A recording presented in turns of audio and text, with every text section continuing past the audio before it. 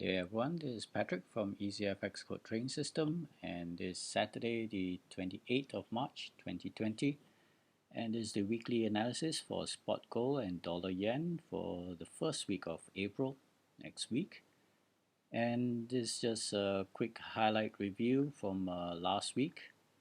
As you can see, the spot gold has managed to recover quite nicely right up to the weekly R2 level, pivot level, whereas the dollar yen has started to retrace lower and pulling back slightly. So the week started off last week with on Monday with the US Federal Reserve announcing unlimited QE with unlimited treasury bonds buying, and followed by the US Congress passing the bill, the coronavirus bill, for $2.2 trillion package, which was finally passed on Friday.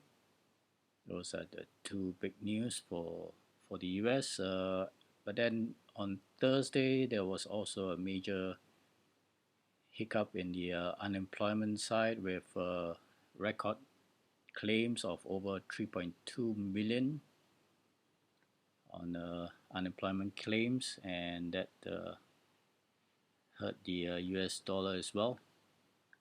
So let's start off with spot gold. And from the Monday, it has rallied all the way after a couple of days, rallied over a massive 1,400 pips, almost 1,500 pips.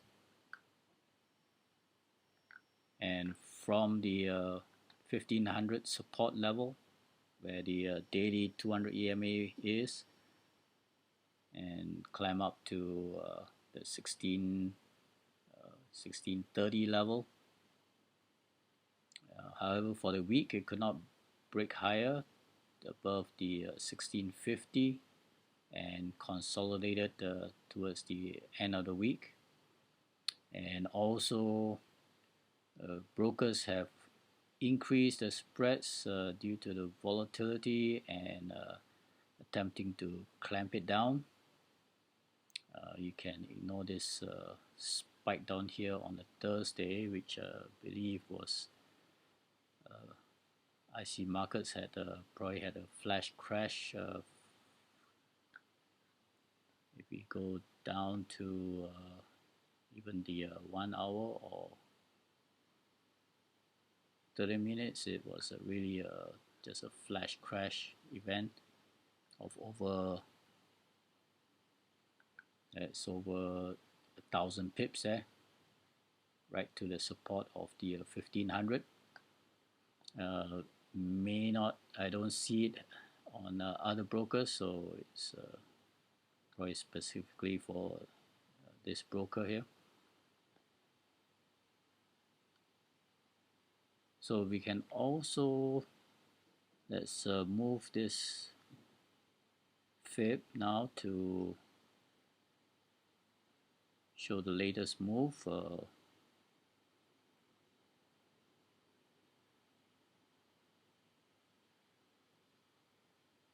To the recent swing low and the swing high for the year.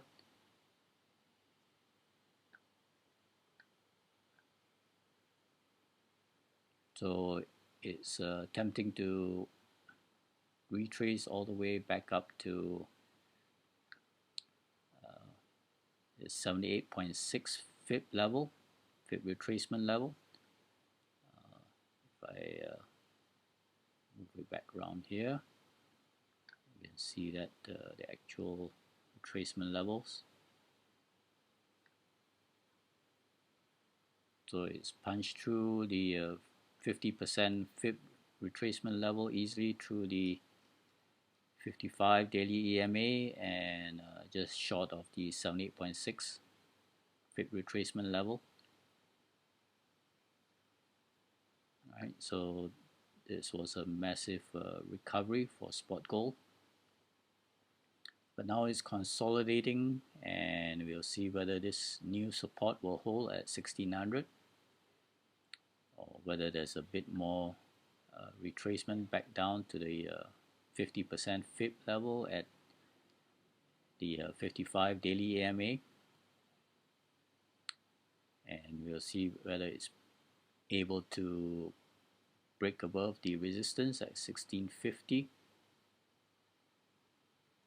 If it does, then it's going to target the 1700 level and retest the swing high.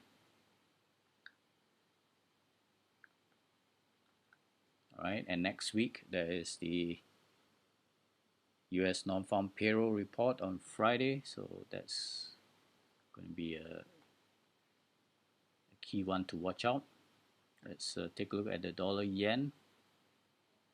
And dollar yen, after a strong move the previous week, previous 2 weeks, to recover from the 102 level, rallied all the way up to 111, just above 111, and could not reach the 112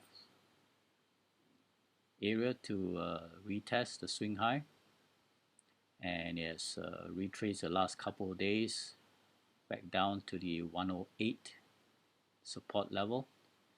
So similar moves, and let's take a look now. It has pulled back into just nearing the 38.2 fib retracement level, so this is definitely going to be a key support. We'll see whether it's able to hold, or it may try to continue to move next week down to the 50% fib level, and it could be some consolidation, and may not be able to break above this swing high and break above 112 anytime soon. So the stock market has been recovering as well this week, with all the major economies propping up their attempting to prop up their economies with pumping in more liquidity, and through the central banks, and also through the government support. So we'll see what happens next week with everything open. Bank of England has done so, as well as ECB, and as well as Bank of Japan as well. So unfortunately, the global pandemic has not peaked yet in other areas, with the US now overtaking China with the highest number of cases. And until it's peaked over the next few weeks, then we won't see any stability yet, or lower volatility.